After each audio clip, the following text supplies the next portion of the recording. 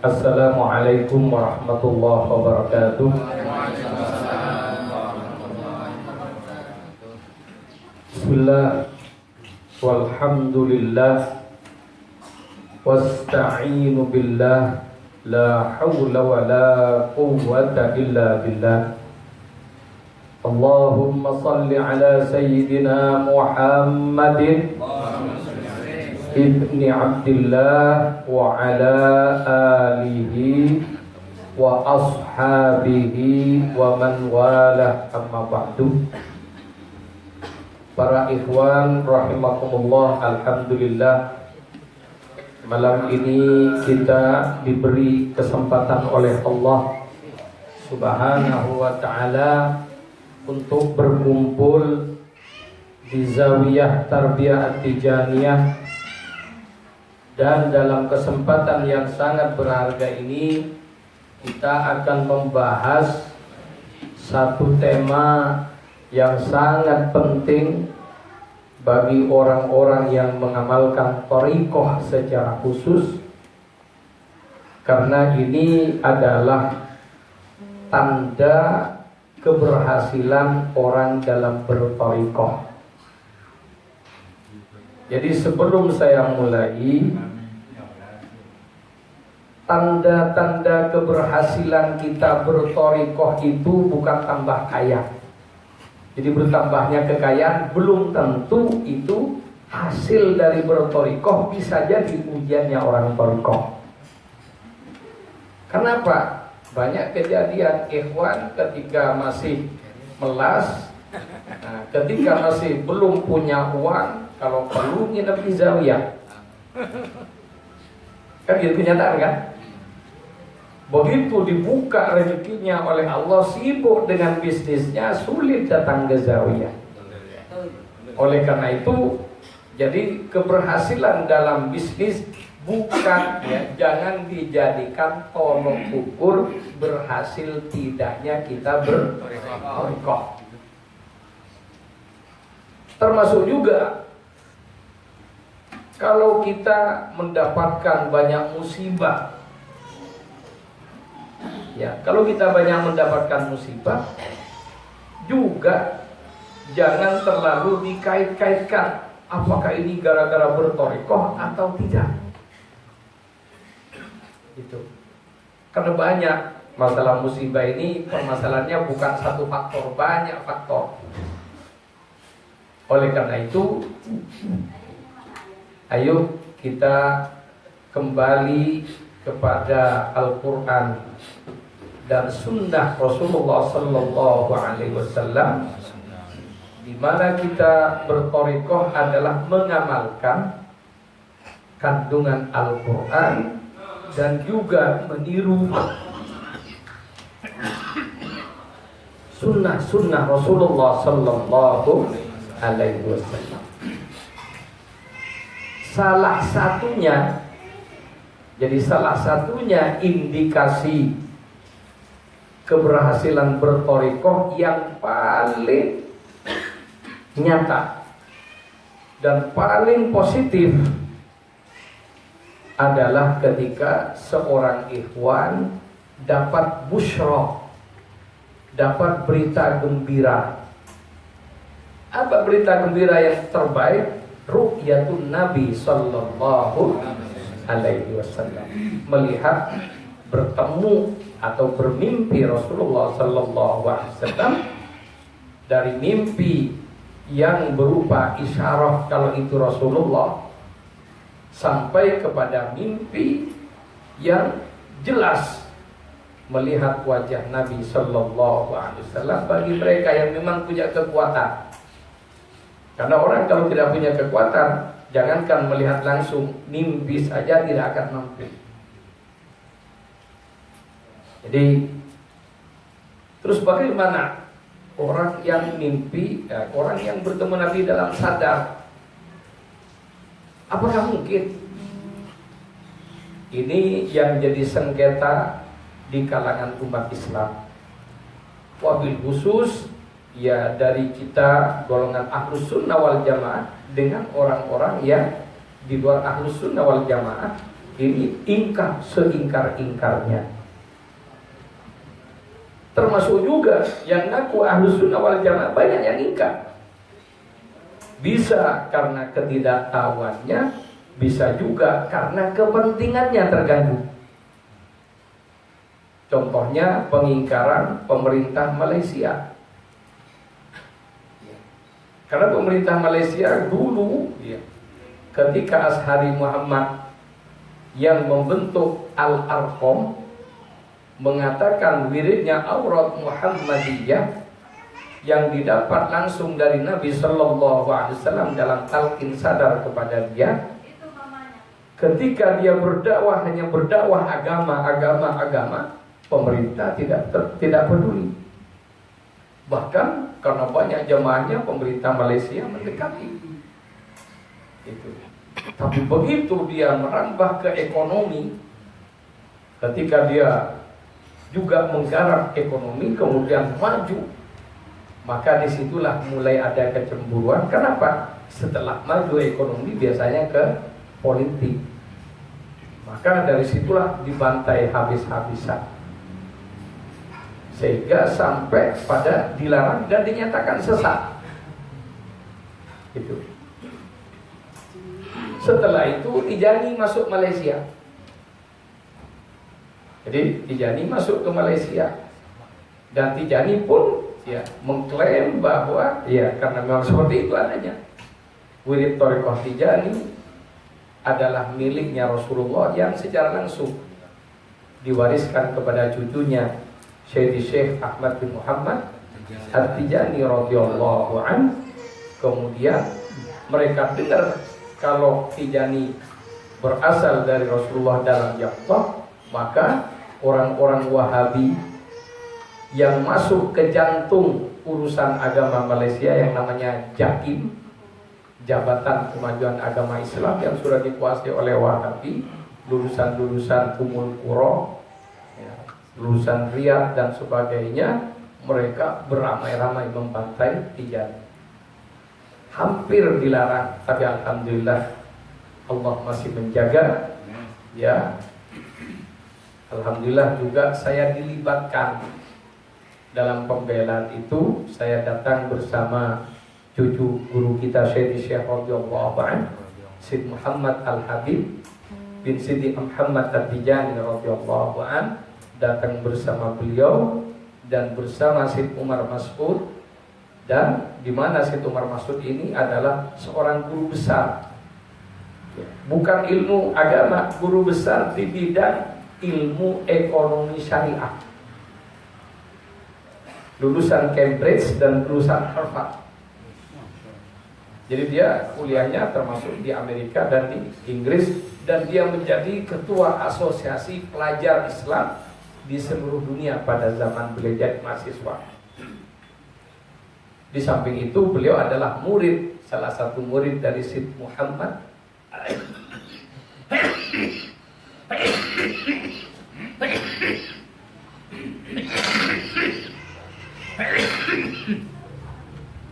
murid Muhammad Al-Hafidh Al-Masri di bidang ilmu hadis, termasuk juga dalam ulumul Quran dan berbagai disiplin ilmu, sehingga beliau benar-benar bisa menjelaskan tentang bertemu Rasulullah dalam sadar ini adalah apa yang memang dinyatakan benar oleh Al-Quran dan juga benar berdasarkan studi hadis-hadis Nabi Muhammad sallallahu alaihi wasallam.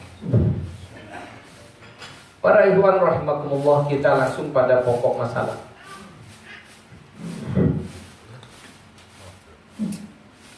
Memandang pribadi suci Rasulullah sallallahu alaihi wasallam. Jadi melihat baik melalui mimpi atau dalam sadar.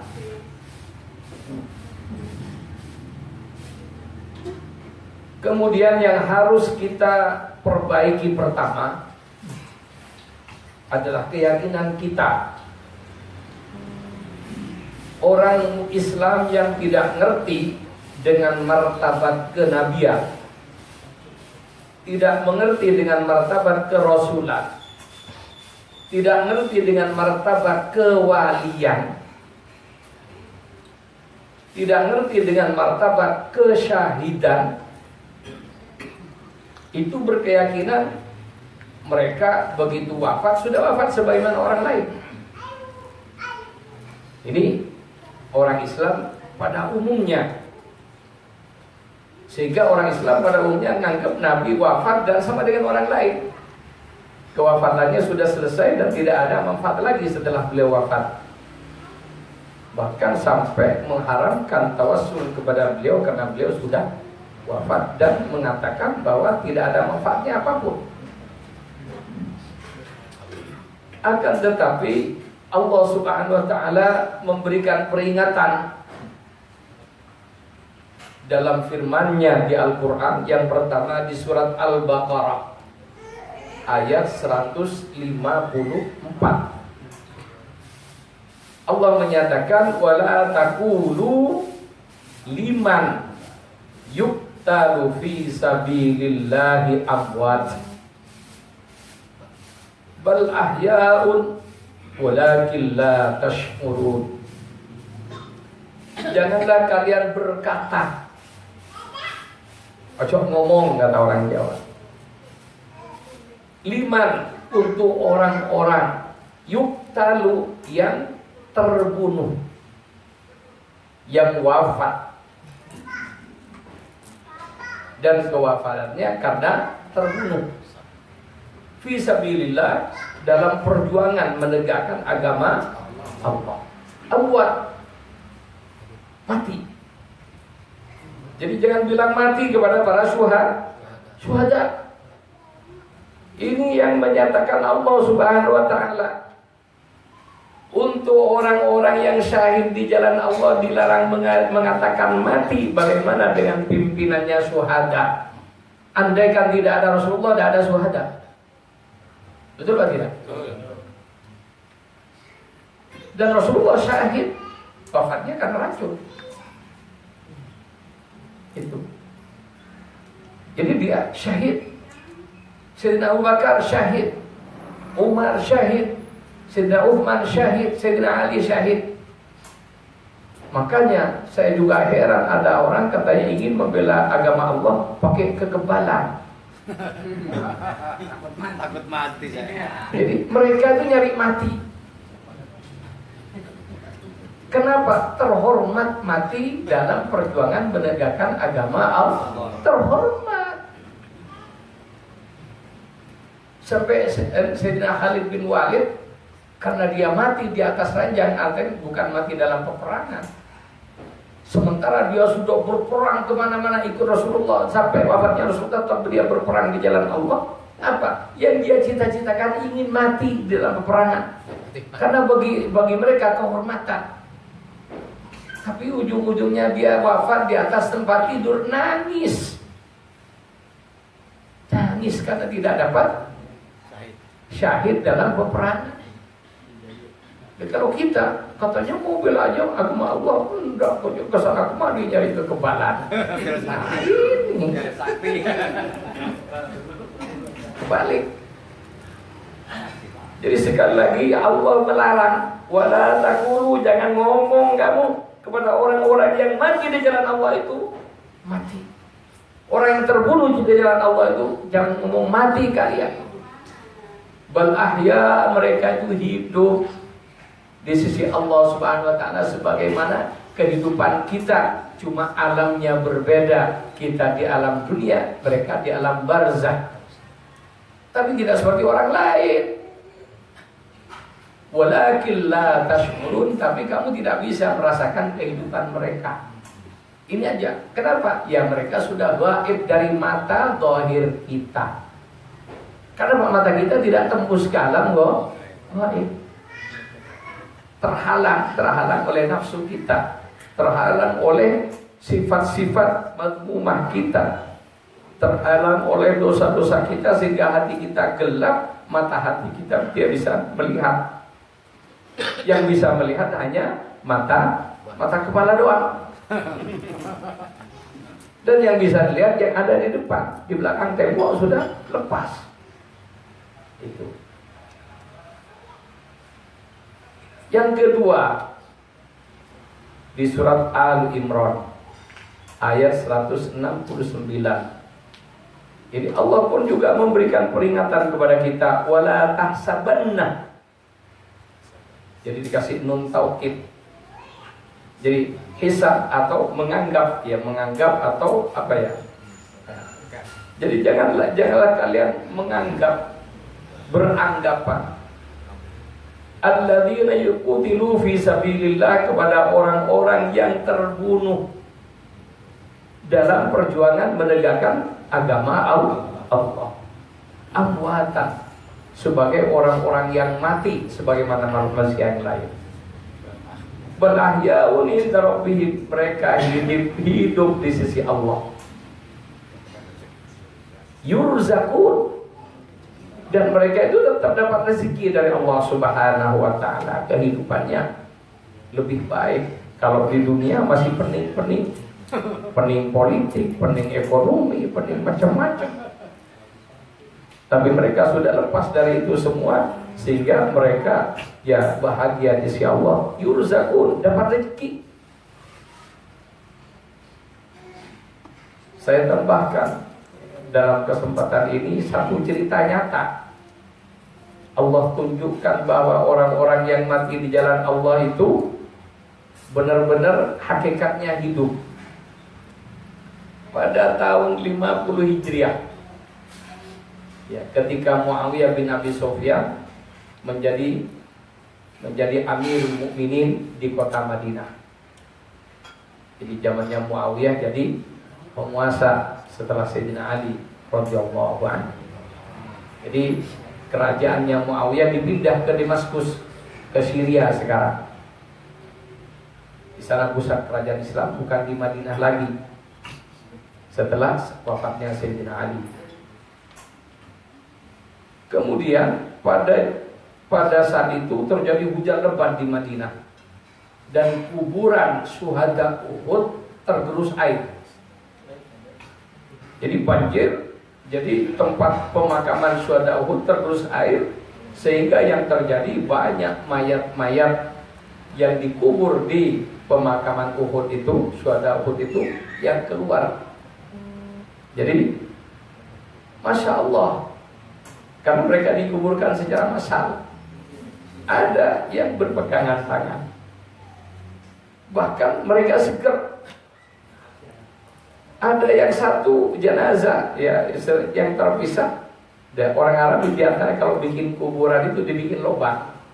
Jadi dibikin lubang, kemudian dimasukkan begini.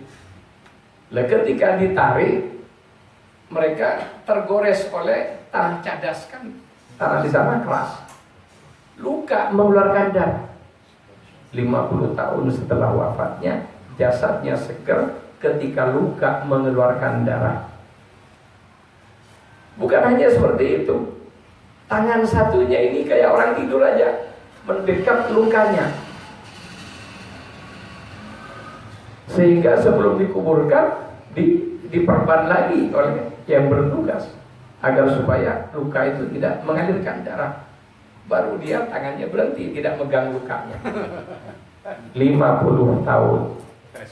Itu bukti dari Allah Subhanahu wa taala bahwa syuhada Uhud seperti itu. Adapun yang terjadi dengan guru kita Syekh radhiyallahu anhu 2 tahun setelah wafatnya.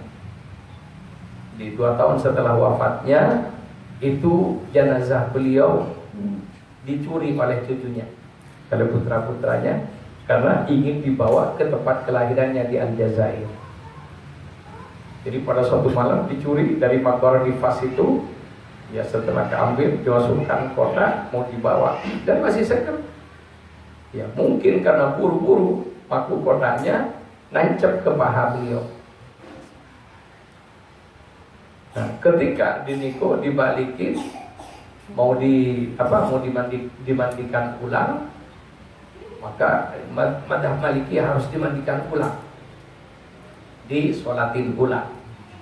Jadi kalau ada jenazah yang dikeluarkan lagi dari kuburannya, madhab Maliki dimandikan ulang, disolatin ulang. Nah, itu keluar darah segar 2 tahun setelah wafatnya.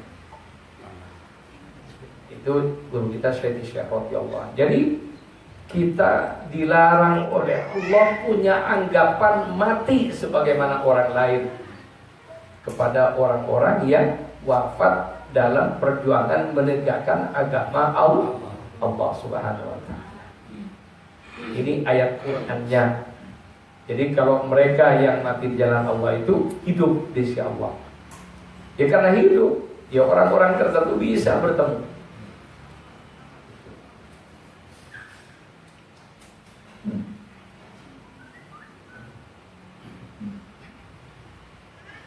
Kemudian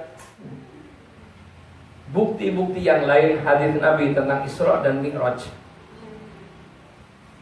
Ketika Nabi dalam perjalanan Isra, ya, diperlihatkan oleh Allah tentang alam barzakh, alam kubur. Jadi umatnya yang baik mendapatkan para syuhada, dia tiap hari panen. Begitu panen muncul lagi, begitu panen muncul lagi. Jadi panen tidak selesai-selesai. Oleh karena itu kalau kita ingin panen terus, ya kita harus jadi syuhada. Atau kenapa? Ya, syuhada ini tidak harus berperang. Jadi perang itu banyak. Di antaranya kita berdakwah. Ya, ketika orang yang kita dakwain masuk thariqah, maka kita tidur, bahkan kita mati, ibadah mereka menjadi bagian kita juga, sehingga kita akan panen terus juga di alam barzakh. Ya, kalau habis pulang dari hailalah tidur, ya, hanya dagangan dan sebagainya, ya hanya dapat ibadahnya sendiri, tidak dapat ibadah dari orang-orang yang kita kejar. Jadi mengajar ke jalan Allah bagian dari jihad fi sabilillah.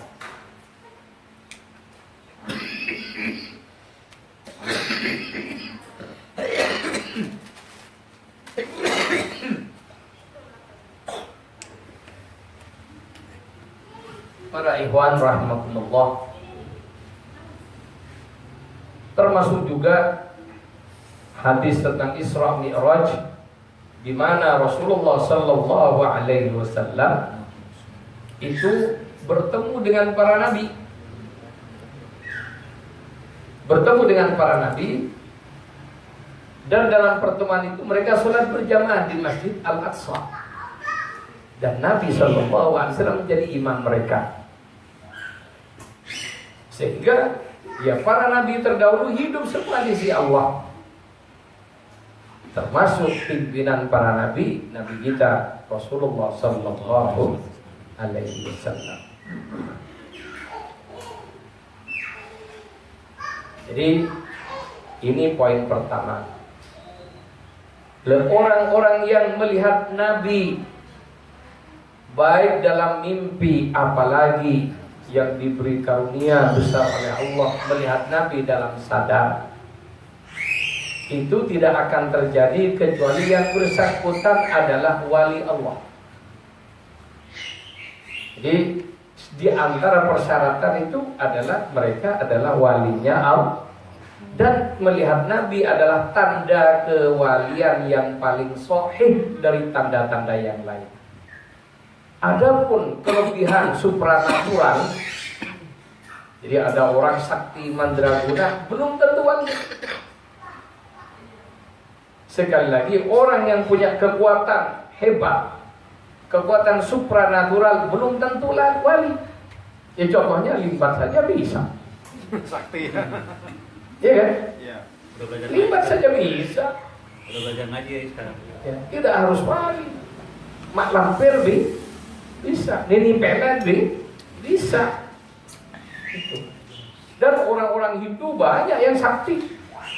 Oleh karena itu kelebihan kesaktian itu belum tentu tanda tanda kewalian.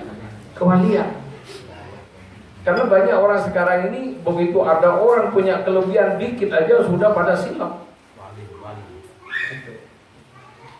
Dan yang lebih parah lagi itu pada zaman dulu, zaman Porkas itu, Ya orang gila, gembel, tidak mandi bertahun-tahun, rambutnya sampai gimbal.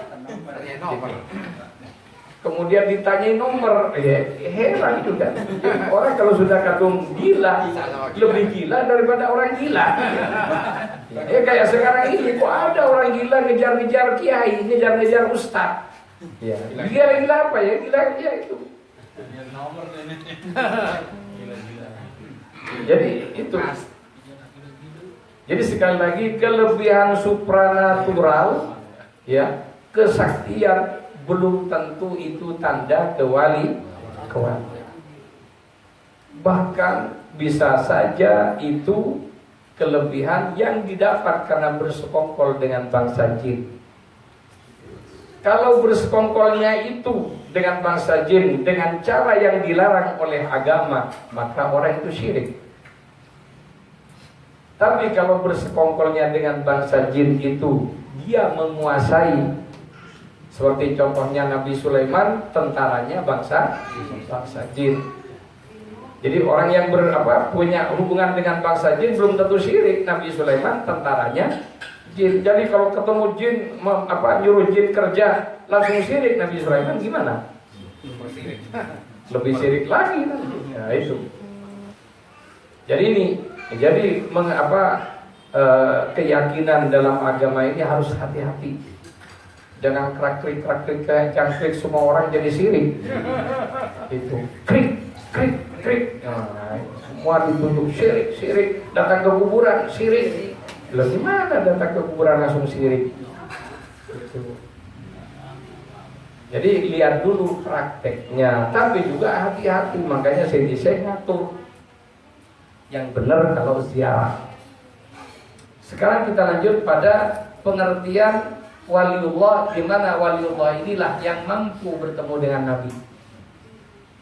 Jadi, kenapa kalau tidak punya kewalian tidak mampu? Hatta mimpi tidak bisa. Kita lihat firman Allah di surat Yunus ayat 62 sampai 64. Ala inna awliya Allah la khaufun alaihim wa la hum yahzanun. Ingatlah oleh kalian, sesungguhnya para wali Allah. Tanda-tandanya wali Allah ini apa? La khaufun alaihim. Di hati mereka tidak punya rasa takut. Tidak punya rasa takut.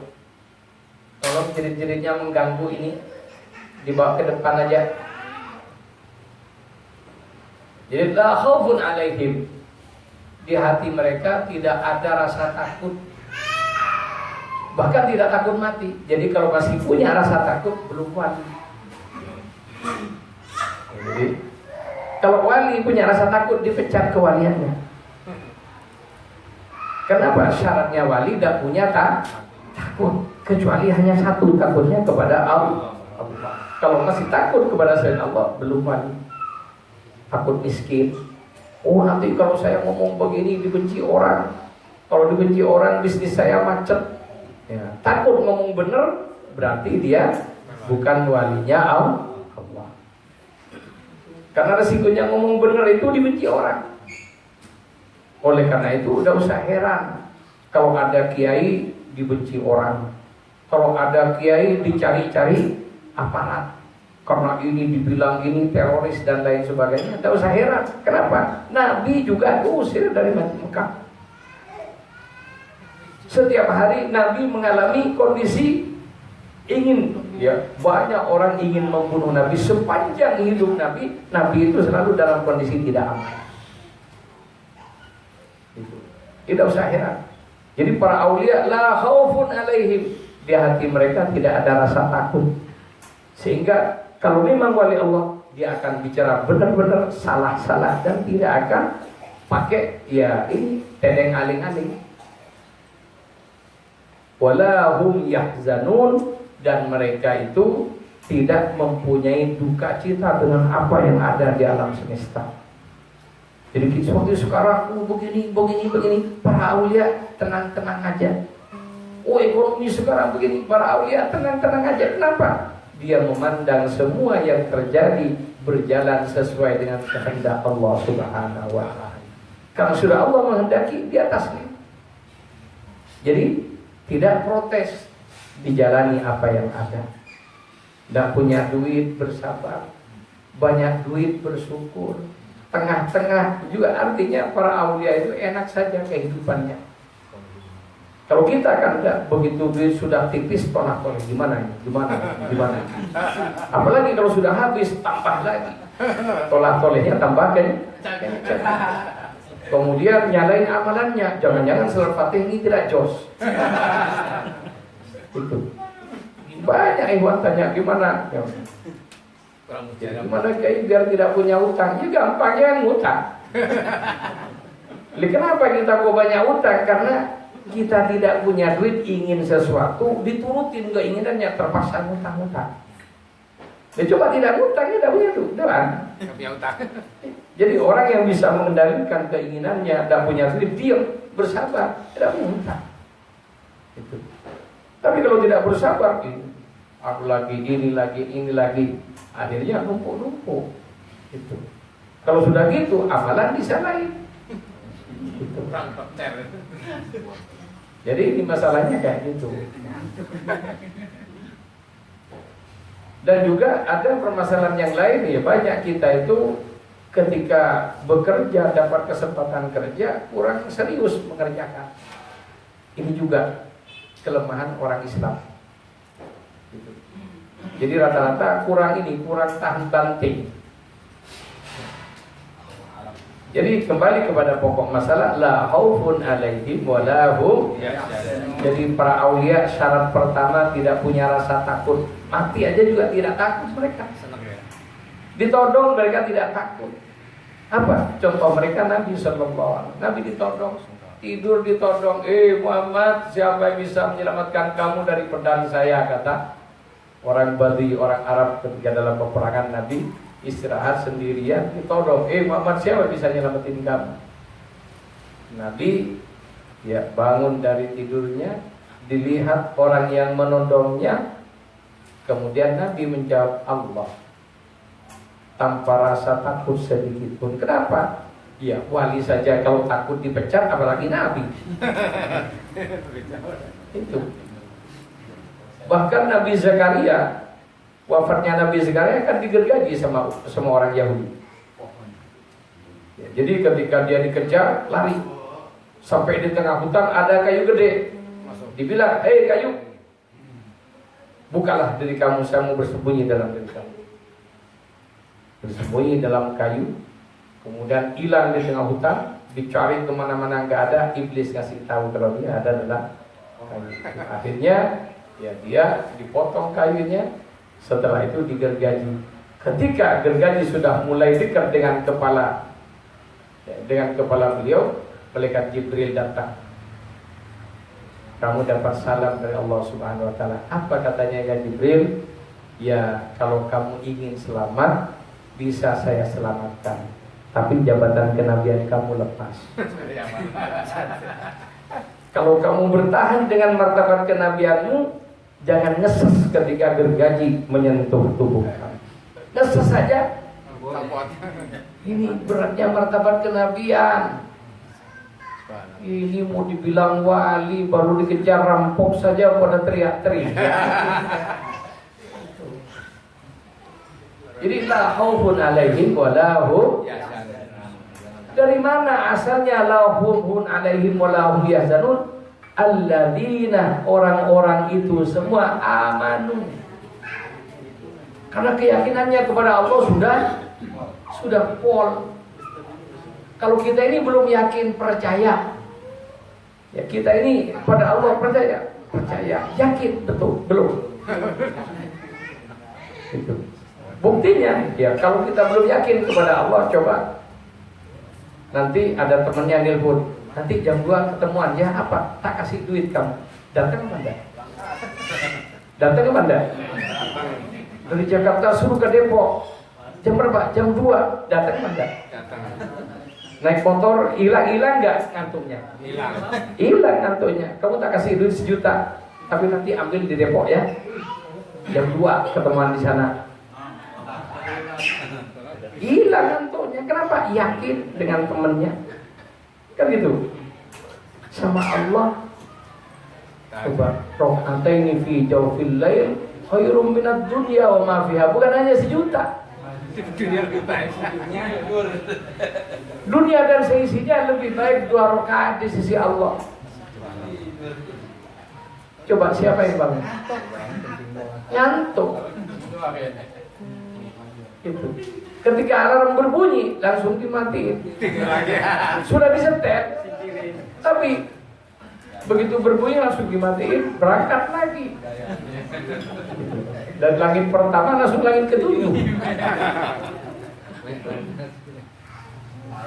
Kenapa? Belum yakin dengan janji Allah.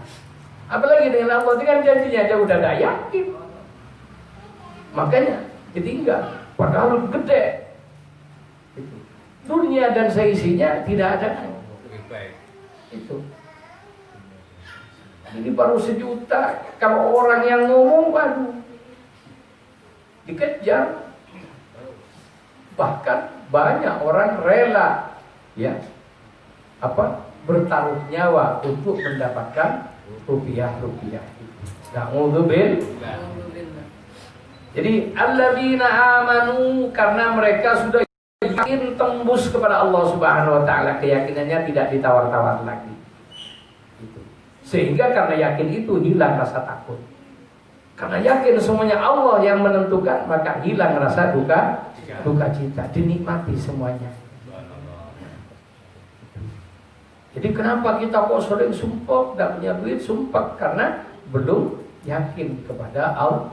Iman kita belum mantap.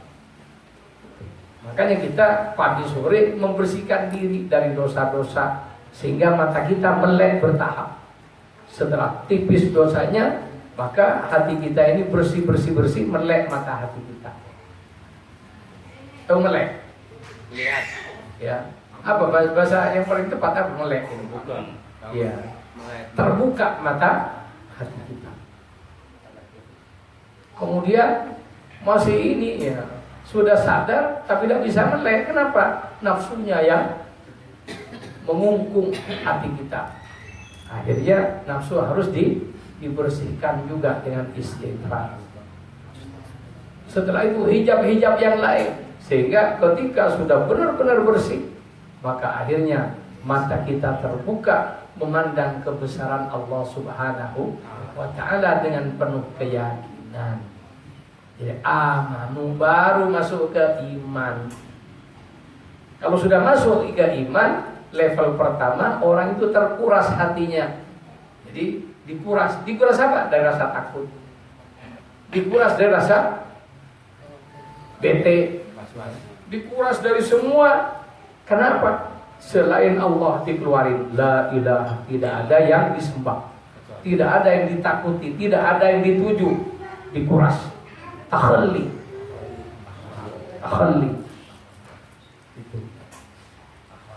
Setelah itu tahalli, diisi dengan keyakinan. Wa kanu yattaqun, dan mereka para aulia itu senantiasa berada dalam ketakwaan. Apa ketakwaan? Melaksanakan hukum Allah sebagaimana mestinya. Artinya haram haram, halal ya halal, sunnah ya sunnah, mubah ya mubah, makruh ya makruh. Ya, jadi dilaksanakan. Para aulia, jangankan yang haram makruh saja mereka tidak mau. Jangankan yang makruh, mubah saja mereka merasa rugi. Jadi para aulia, orang-orang yang sampai kepada martabat ini, mengerjakan perkara mubah. Perkara mubah ini dikerjakan tidak ada pahala, ditinggal juga tidak dapat pahala. Ini para aulia, orang-orang sufi, rugi. Kenapa? Setiap denyut jantung dan nafas keluar masuk melalui hidung kita, yang jumlahnya 24.000 kali keluar masuk, 12.000 masuk, 12.000 keluar dalam sehari semalam. Jadi 1 jamnya ya 1.000. Ya. 1000 masuk, 1000 keluar. 24 jam, jadi 500 masuk, 500 keluar. Itu nanti ada hitungannya di hadapan Allah. Dan orang-orang ini tidak mau umurnya ini nafas keluar, nafas masuk lowong dari zikrullah. Sehingga para aulia pantang lupa kepada Allah. Kalau kita hobi lupa sama ini bedanya. Jadi wakanu yattaqun, mereka benar-benar bertakwa kepada Allah, ini melaksanakan hukum Allah dengan penuh kesadaran. Jadi bukan kalau sudah wali tidak usah sholat, ya benar walinya setan yang begitu. Jadi siapapun yang mengatakan kalau sudah wali tidak perlu sholat, itu artinya walinya setan. Kenapa? Komandan wali Kanjeng Nabi, jadi imam selama hidup Rasulullah menjadi imam sholat. Kalau ada orang karena dapat kewalian kemudian mengatakan tidak sholat, lah itu memang walinya setan, bukan walinya Allah. Jadi orang wali itu standarnya hukum Allah. Di amanu wa kanu yattaqun. Jadi ada 4 syarat. Pertama, setelah terpenuhi 4 syarat, tidak takut, tidak susah, iman dan takwa, ya, maka orang ini dapat tanda dari Allah. Lahumul busyra fil hayatid dunya wa fil akhirah. Mereka dapat berita gembira untuk kehidupan dunia dan akhiratnya. Apa berita gembira itu? Jaminan selamat dari Allah Subhanahu wa ta'ala. Jelas? Gas. Dan busyra, di antara busyra itu adalah dalam tafsir Al-Quran,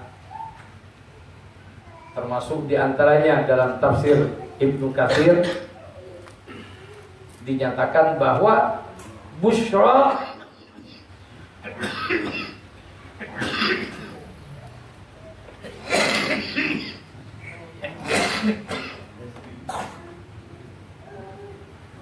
yang dimaksud busra adalah ar-ru'yatus salihah. Jadi yang dimaksud busra adalah melihat baik mimpi atau langsung perkara-perkara yang baik di sisi Allah. Ru'ya as-salihah yang terbaik adalah ru'yatun Nabi sallallahu alaihi wasallam. Karena Nabi ainur rahmah ar-rabbani, sumber rahmat dari Allah Subhanahu wa ta'ala. Jadi kalau sudah melihat Nabi, itu sudah sampai kepada intinya. Kalau hanya yang lain masih belum sampai pada intinya. Terutama melihat Nabi dalam sadar, karena melihat Nabi dalam sadar itu adalah puncak, ya, dari karomah maknawi, ya. Jadi puncak dari karomah ada bertemu dengan Nabi dalam sadar. Akan tetapi ikhwan, saya ingatkan, kalau ada yang dapat rezeki bertemu dengan Nabi, baik mimpi dan sebagainya, jangan keluar-keluar langsung di Facebook, alhamdulillah malam mimpi Kanjeng Nabi. Tidak usah kayak begitu, nanti tidak akan pernah lagi.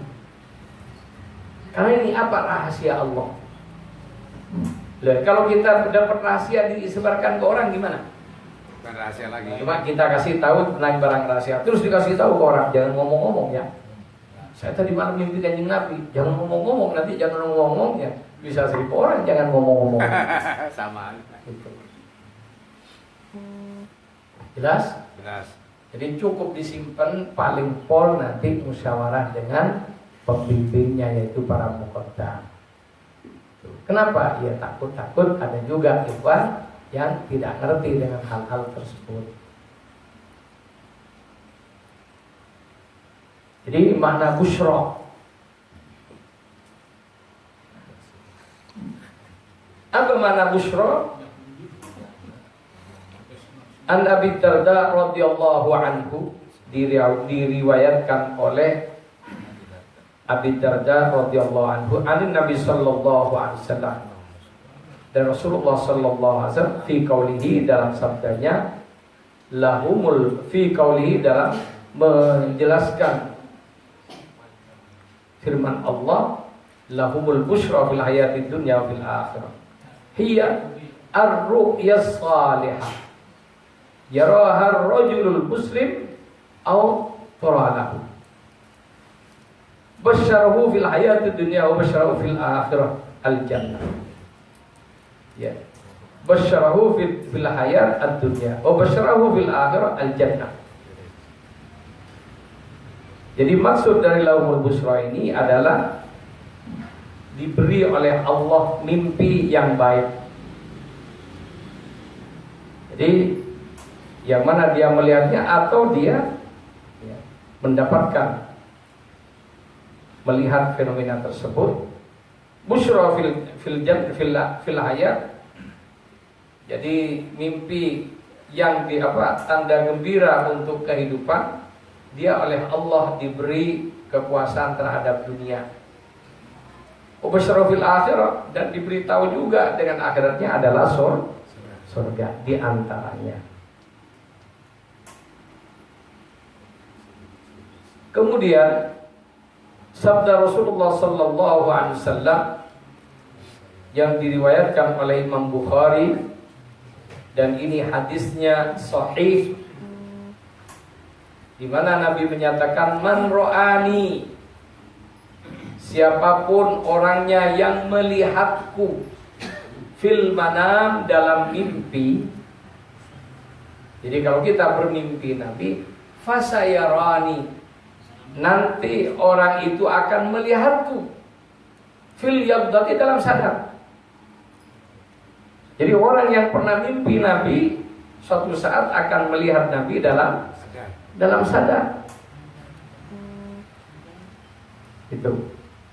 Jadi ini Nabi yang menyatakan.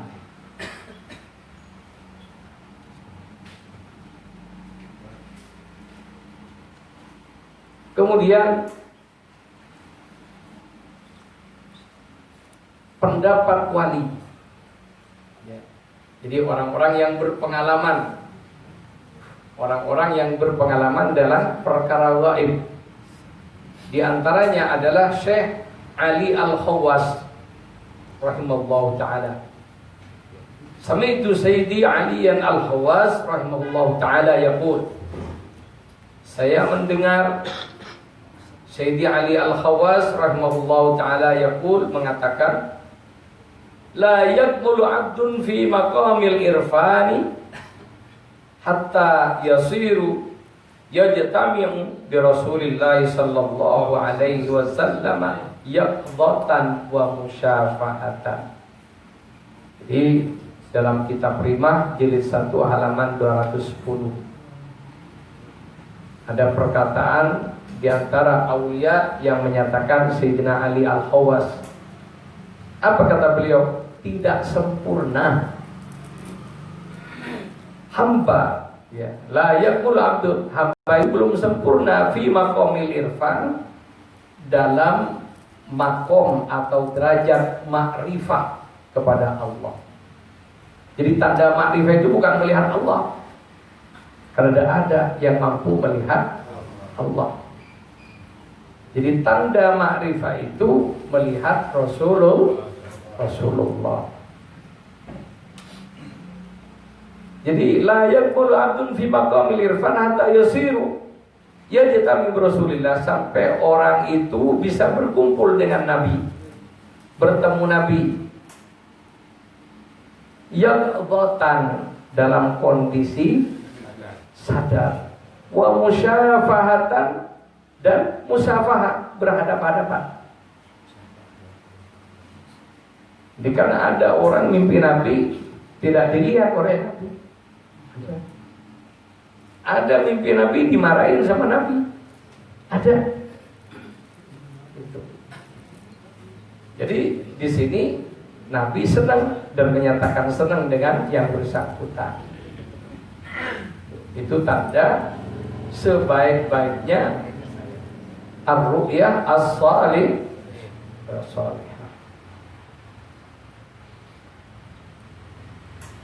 Termasuk juga kalau kita sudah berjumpa dengan Nabi Sallallahu Alaihi Wasallam dalam sadar, maka itu tanda dari Allah Subhanahu Wa Taala bahwa yang bersangkutan itu sempurna makrifahnya kepada Allah dan tidak akan dicabut, aman dari pencabutan. Jadi selama wali itu belum melihat Nabi dalam sadar, dia masih ketar-ketir takut dicabut kewaliannya. Karena banyak orang yang dicabut kewaliannya. Jadi kalau ulama sudah mulai zaman dulu sudah umum. Tapi wali yang dicabut kewaliannya oleh Allah ada. Contohnya itu di zaman Nabi Musa. Jadi ada namanya Bal'an Bahura. Bal'an Bahura ini sudah tahu Ismul A'zam. Jadi diberi oleh Allah Ismul A'zam. Ya, orang yang tahu Ismul A'zam ketika berdoa langsung diterima. Kalau minta langsung diberi. Jadi Bal'an ini sampai diberi oleh Allah Ismul A'zam. Satu, beliau belum melihat Nabi Muhammad sallallahu alaihi wasallam. Karena belum zamannya Nabi Muhammad. Itu. Tapi para nabi terdahulu ada yang melihat Nabi Muhammad sallallahu alaihi wasallam. Contohnya Nabi Adam. Karena minta kepada Allah ingin melihat Abul Bashar dalam arti Abul Ruhnya. Siapa? Rasulullah. Minta kepada Allah. Kemudian di antara riwayat itu dari kukunya ini memancar wajah Nabi sallallahu alaihi wasallam sehingga kuku ini dicium oleh Nabi Adam.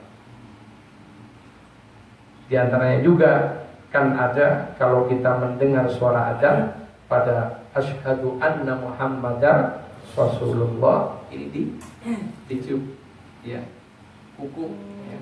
Kan mungkin dicium kemudian dioleskan ke mata kita sambil mengucapkan marhaban ya Rasulullah Muhammad ibni Abdillah.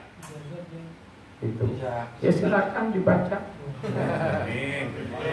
Ya.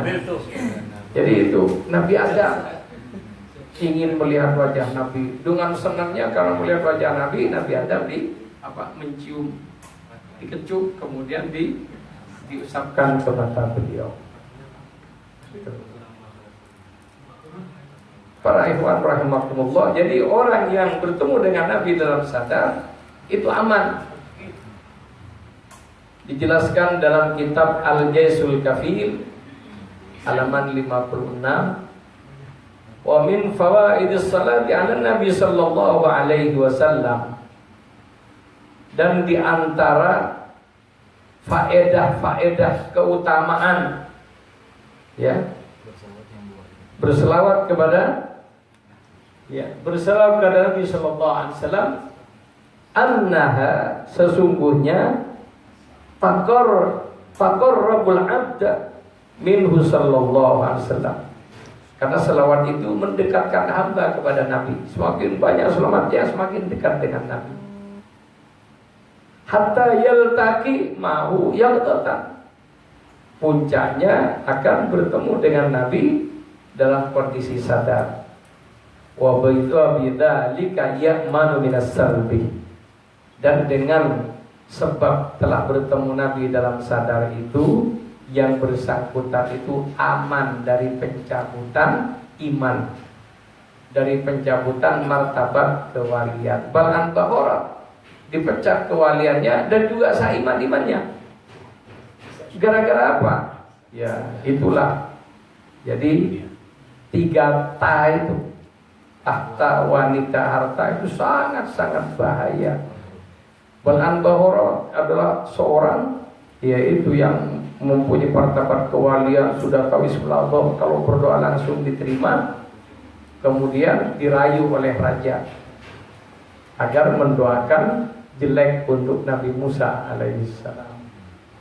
Jadi mendoakan ini, kemudian dia dirayu tidak bisa, istrinya yang dirayu dikasih harta kekayaan, akhirnya istrinya yang ngerayu. Nah, dirayu orang lain tidak bisa, dirayu istri, begitu mau diboikot takut. Nah, gimana kalau pas diboikot sama istri? Jalanan macet semua. Banjiran. Akhirnya dia tunduk pada istrinya. Begitu mengangkat tangan untuk berdoa, ditarik lidahnya oleh malaikat Jibril, dan dia mati dalam keadaan su'ul khotimah. Jadi orang wali ya belum tentu husnul khotimah kalau belum ketemu Nabi Sallallahu Alaihi Wasallam dalam kondisi sadar.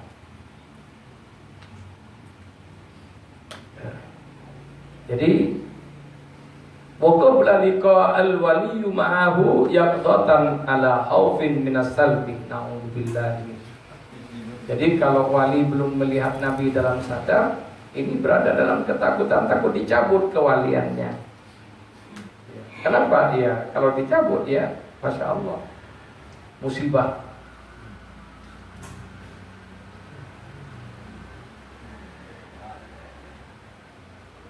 Kemudian para ikhwan, ini penjelasan para aulia bahwa bertemu Nabi dalam sadar itu adalah karomah tertinggi yang nikmatnya melebihi surga. Jadi ada kenikmatan dunia yang lebih nikmat daripada di surga. Nanti apa? Bertemu dengan Nabi dalam sadar. Itu. Dalam kitab Ibris Fi Manaqibi Sayyidi Abdul Aziz diterangkan, inna fid dunya mas'alatun, sesungguhnya di dunia ini ada satu perkara, satu masalah, khairun minal jannah, yang lebih baik daripada surga. Kenapa? Surga tidak ada kecuali karena adanya Nabi. Ya. Jadi makanya ketemu Nabi melebihi daripada surga. Khairun minal jannah wa hiya mujalasatun Nabi Sallallahu Alaihi Wasallam. Jadi bertemu, duduk, bertemu dengan Kofiha mas'alatun syarrun minan nar. Ada perkara di dunia yang lebih dahsyat musibahnya daripada masuk neraka. Wa hiya al-hijabu ba'dal fathi. Orang yang terhijab setelah dibuka itu lebih berat, lebih sakit daripada masuk neraka. Sehingga orang kalau sudah pernah ketemu Nabi, lama tidak ketemu, dia akan rindu, dan kerinduannya lebih berat daripada mereka yang belum pernah. Itu. Seorang laki-laki belum pernah nikah, hanya bayangin doang. Penderitaannya berat, tapi tidak seberapa. Tapi orang yang sudah pernah menikah, ya, bercerai atau karena satu lain hal, ini bahayanya jauh lebih berat daripada yang tidak tahu sama sekali. Kalau yang tidak tahu hanya bayangan saja.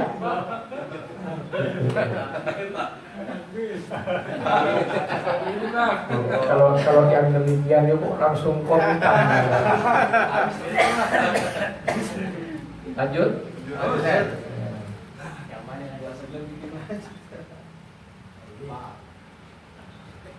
Kabar wali-wali Allah yang pernah bertemu dengan Nabi dalam sadar. Jadi pernyataan para aulia yang pernah bertemu Nabi dalam sadar. Yang pertama, Al-Hafidh Asy-Syaikh Jalaluddin bin Abdurrahman As-Suyuti, Imam Suyuti. Dalam kitab Mizanul Kubra jilid 1 halaman 44, Al-Imam Abdul Wahab Asy-Sya'rani menyatakan, jadi yang menyatakan orang lain. Jadi orang yang ini, orang-orang baik itu jarang menceritakan kebaikannya. Biasanya orang lain yang menceritakan kebaikan. Jadi orang baik itu udah mau kebaikannya disebar. Jadi kalau ada orang baru umroh selfie. Orang tawaf, selfie. Sujud, selfie. Wiridan pegang tasbih, selfie. Dia tandanya dia aslinya hanya itu aja ibadahnya. Ya, orang yang banyak ibadah tidak perlu selfie-selfiean. Kalau perlu diri jangan sampai diketahui orang. Gitu. Jadi yang menceritakan Imam Abdul Wahab Asy-Sya'rani, yang diceritakan adalah Syekh Al-Hafidz Jalaluddin bin Abdurrahman As-Suyuti, terkenal dengan sebutan Imam Suyuti. Dan saya melihat secari kertas dengan tulisan Syekh Jalaluddin As-Suyuti di salah satu sahabatnya. Jadi Imam Suyuti kirim surat pada sahabatnya, dan surat itu terbaca oleh Imam Abdul Wahab Asy-Sya'rani, yaitu Syekh Abdul Qadir Asy-Syadili. Jadi yang menerima surat itu namanya Syekh Abdul Qadir Asy-Syadili, yang dialamatkan kepada seseorang yang minta pertolongan di hadapan sultan dengan tulisan sebagai berikut. Jadi ada sahabatnya minta tolong dibela di depan raja karena punya masalah, takut dihukum, minta tolong kepada Syekh Jalaluddin As-Suyuti.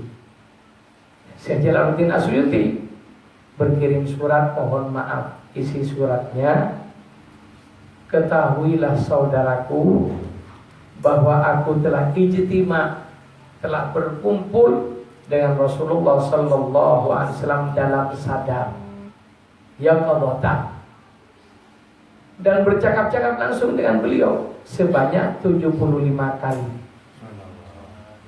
Ya, sebanyak 75 kali. Dan andai kata aku tidak khawatir terhijab, ya tertutup pandanganku dari Rasulullah, gara-gara aku masuk dan bertemu dengan penguasa, niscaya aku telah datang untuk meminta pengampunan untukmu di hadapan sultan. Jadi para aulia itu kalau tidak dapat izin dari Allah tidak mau ketemu, bahkan diundang raja ya, tidak mau. Bukan ngejar-ngejar raja. Kalau ngejar-ngejar penguasa biasanya yaitu wallahu a'lam. Itu. Jadi beruntunglah kalau kita tidak pernah dipandang oleh para penguasa. Tandanya Allah sayang dengan kita.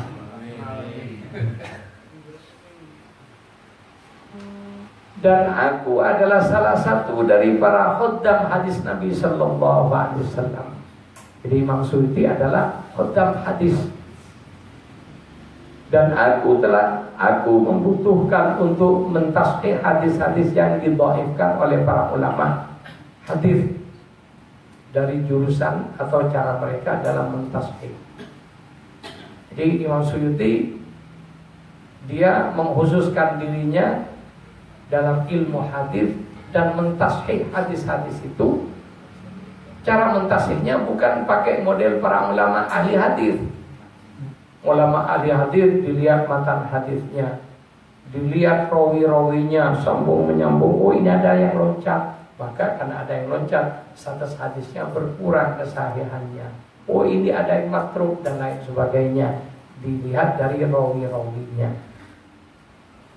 Adapun Imam Suyuti tanya langsung dengan Nabi, dikumpulin sekian hadis. Setelah itu sholat, kemudian langsung tanya pada Nabi, ya Rasulullah, ngaji ini benar dari jenengan? Ya Rasulullah, ini benar hadis dari jenengan? Terus satu persatu. Dan tidak diragukan lagi, hal ini jauh lebih bermanfaat daripada membela saudara. Jadi beliau menolak datang ke pengadilan membela temannya. Kenapa? Ada yang lebih penting. Pak, dia takut terhijab dari pandangan matanya dari melihat Nabi Sallallahu Alaihi Wasallam dalam surga. Jadi mau dikasih uang berapapun tidak mau. Kenapa? Yang melihat Nabi lebih nikmat daripada melihat surga. Kemudian Sultan Aulia Syekh Abdul Qadir Al-Jailani radhiyallahu anhu dalam kitab Awariful Ma'arif Jadi diceritakan bahwa Syekh Abdul Qadir Al-Jilani mengatakan mata zawwajtu hatta qala li Rasulullah sallallahu alaihi wasallam tazawwaj. Ini orang-orang terdahulu itu semuanya minta petunjuk Nabi. Syekh Abdul Qadir mau nikah saja setelah disuruh oleh Nabi. Kalau kita tidak usah disuruh, dilarang aja nabrak.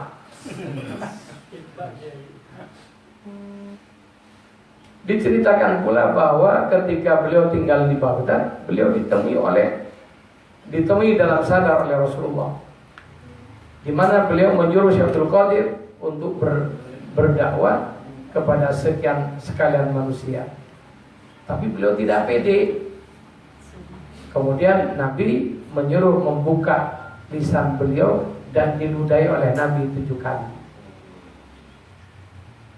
Setelah itu belum pede, Sayyidina Ali datang, disuruh buka lagi mulut beliau, diludahi oleh Sayyidina Ali 6 kali. Kok tidak dikenepin 7? Ta'atub ma' Rasulullah, adab kepada Nabi Rasulullah. Dalam riwayat, Syekh Abdul Qadir Al-Jilani bertemu dengan Rasulullah dalam sadar, kalau tidak salah 79 kali.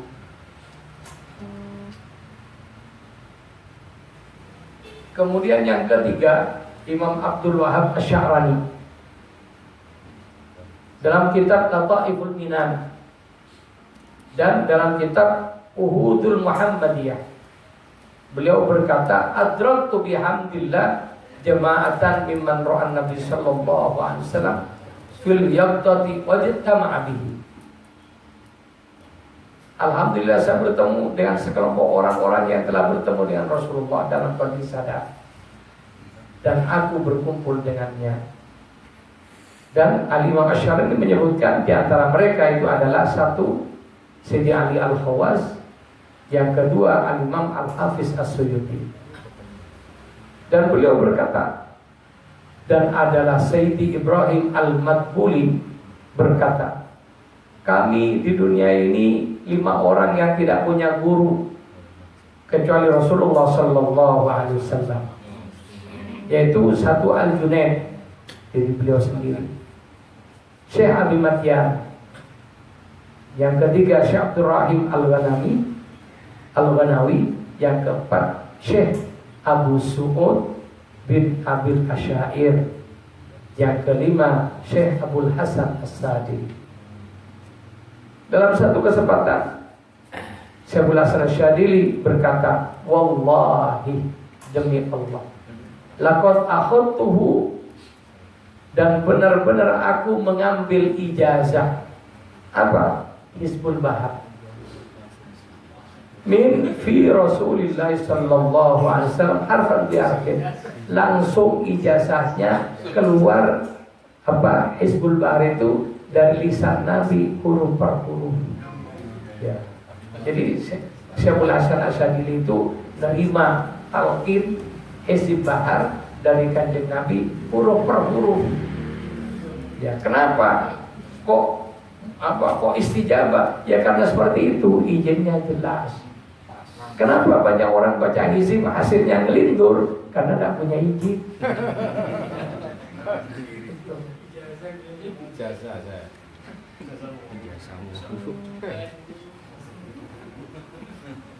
Kemudian ada lagi Syekh Abdul Abbas Ahmad bin Umar Al-Mursi, muridnya Syekh Abdul Hasan Asy-Syadili.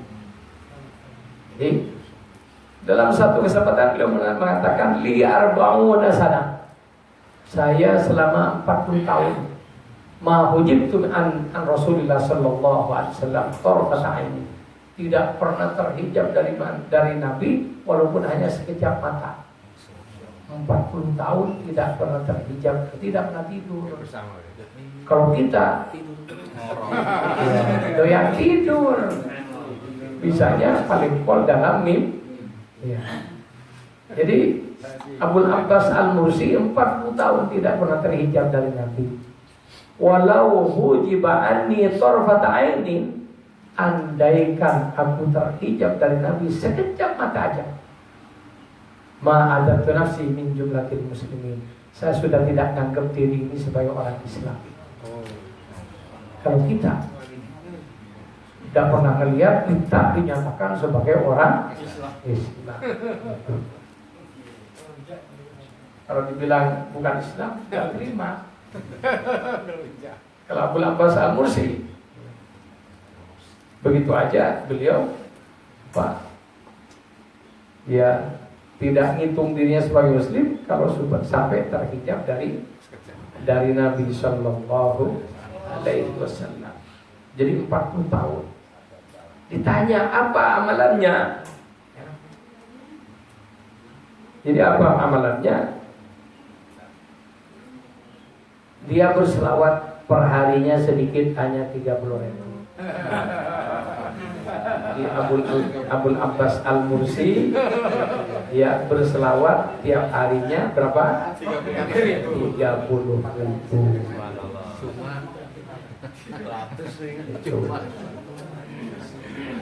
Kemudian alhamdulillah ya, kita dipertemukan dengan Thariqah Tijaniyah,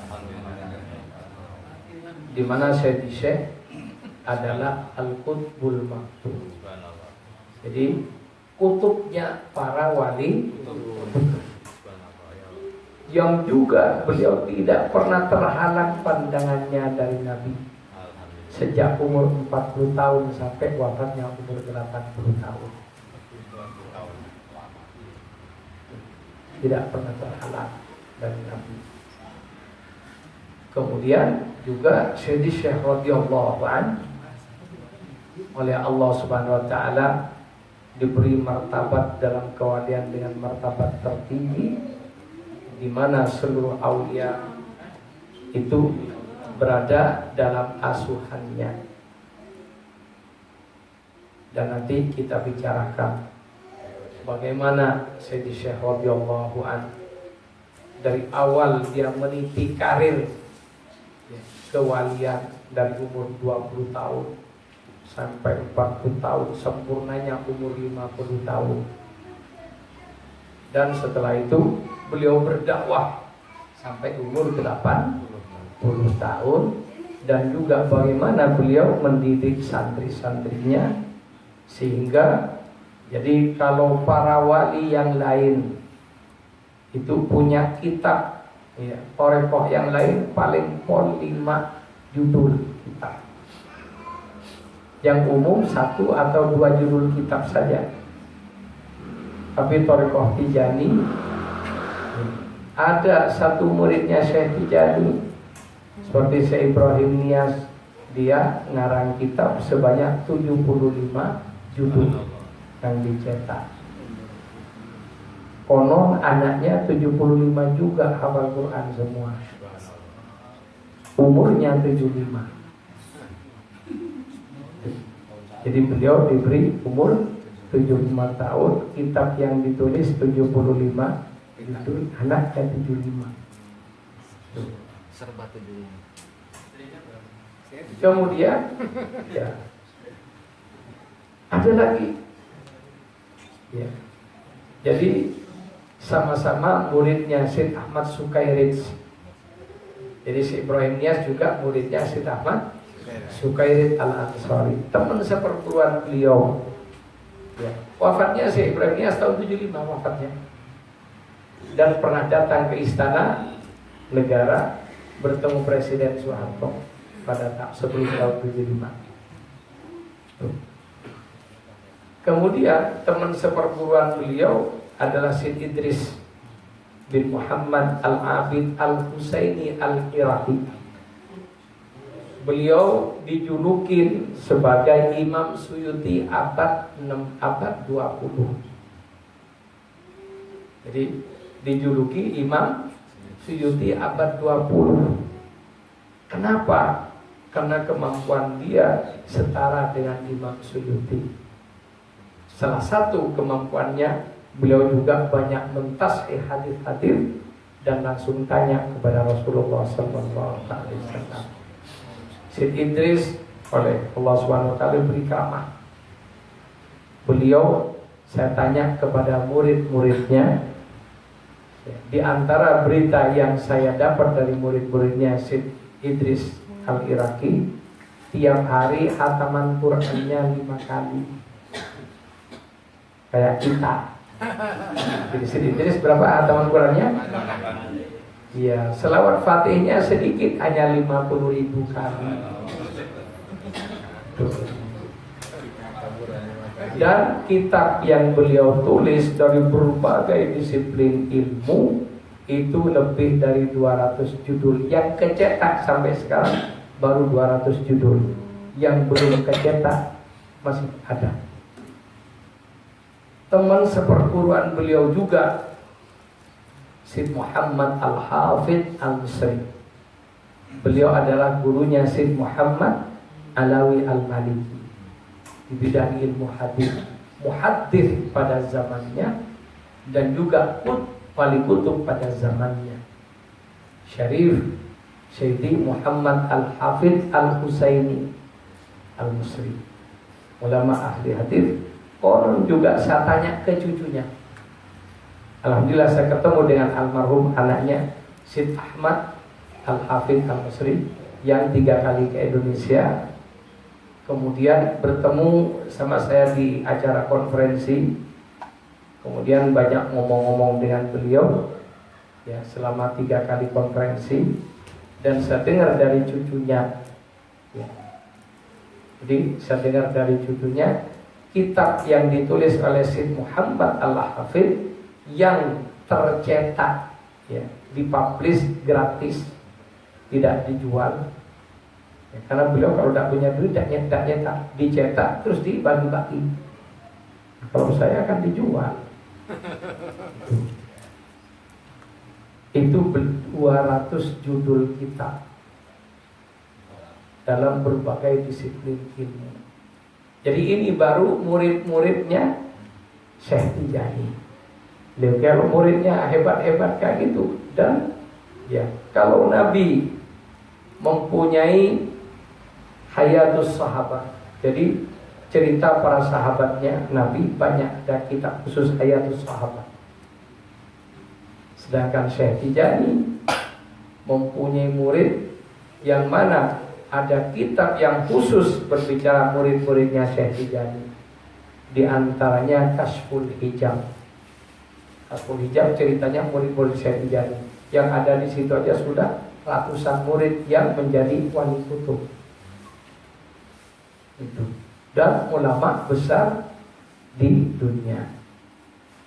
Kemudian ada lagi kitab namanya Ittihaf. Di kitab Ittihaf itu lebih banyak lagi karena 8 jilid. Satu jilidnya ada yang 400, ada yang 300 halaman. 8 jilid yang bercerita tentang rijal-rijalnya para ulama Tijani. Dan para ulama Tijani ya boleh dikata rata-rata hafizul Quran dan ahli dalam ulumul Quran, bahkan rata-rata ahli juga dalam ilmu hadis, dan mereka menjadi pembesar-pembesar ulama pada zamannya. Jadi kita tidak khawatir, termasuk Syed Muhammad bin Alawi Al-Maliki, termasuk ayahanda beliau Syed Alawi Al-Maliki adalah muqaddam Thariqah At-Tijani. Kalau Syed Muhammad wallahu a'lam apakah dia muqaddam atau bukan, tapi beliau dengan kapasitasnya pantas untuk itu, cuma tidak masyhur kemuqaddamannya. Tapi ayahanda beliau Syed Alawi Al-Maliki adalah muqaddam Tijani. Demikian para ikhwan, moga-moga ini membawa manfaat yang besar kepada kita, memupuk himmah kita beribadah, memupuk himmah kita takarrub kepada Allah Subhanahu wa taala. Dan ini adalah jawaban bahwa thariqah Tijani itu bukan thariqah yang aneh-aneh. Standarnya Tijani Quran, di mana Syekh menyatakan idza sami'tum anni syai'an, kalau kamu mendengar sesuatu dari aku, kata Syekh Tijani, fazinuhu bimizanish syar', maka timbanglah pernyataan itu dengan derajat syariat. Fama wafaqah, yang cocok, fakhudhuhu, ambil. fama khalafa fatraku. Yang bertentangan dengan syariat buang. Artinya apa yang ada diamalkan, diucapkan, diperbuat oleh beliau semua berdasarkan Al-Quran dan Sunnah Rasulullah Sallallahu Alaihi Wasallam. Dan kita kalau mengklaim diri kita sebagai murid beliau, maka kita harus memandang beliau seutuhnya, jangan tolak-toleh kepada orang lain. Kata beliau, "Faman ya'rifuni faqad ya'rifuni wahdi." Orang yang sudah tahu dengan aku, dia tidak mau tahu dengan orang lain. Jadi Ikhwan Tijani yang benar, Ikhwan Tijani yang lurus hanya memandang gurunya siapa? Syekh Tijani, dan tidak memandang pada guru lain. Kenapa? Sudah cukup qudwah, contoh yang dilakukan oleh Syekh sebagai acuan kita untuk bertakarrub kepada Allah, untuk mencapai ampunan, ridha, termasuk mahabbahnya. Demikian, kurang lebihnya mohon maaf. Wassalamualaikum warahmatullahi wabarakatuh.